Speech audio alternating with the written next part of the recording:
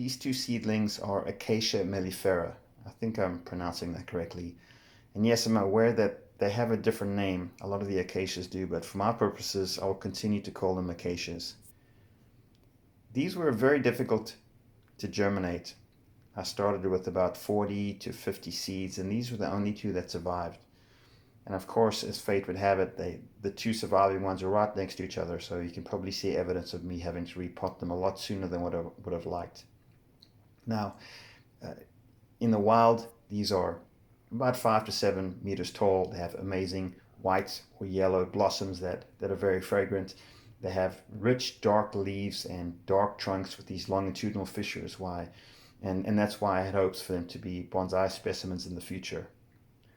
In the old days, when I'd have a tree like this and going into their second summer, I'd kind of get creative, and I'd start experimenting and seeing if I can create branch structure and start messing with the roots. I've learned from that. I am going to leave these alone, mostly for the summer. I may do some light pruning when we get to the summer, but essentially I'm going to let them grow. I want those trunks to thicken. I want them to get energy and just get bigger and taller. And then maybe in the third year, I'll start looking at what kind of structure I can create. Some of the other species I had, just, constantly messing with them is not the secret here. I think less is more, especially with this particular family of tree. And then what I'm counting on is them being a bit more responsive to directional pruning than some of the other ones I have. And what I do like about these is already in a very short amount of time, they're getting some nice texture in the bark, and they have this like mottled appearance. And without any provocation from me, they're starting to branch, which also gives me hope that they're going to potentially be a nice bonsai specimen. Another thing that I like about them is that their leaves are more rounded. It kind of looks like a knobthorn tree leaf, a lot less than a typical acacia that has them more oblong, but I think they're going to look good. The other thing that's of note is that they just don't perform under artificial light. Whenever I've put them under lights, they refuse to grow.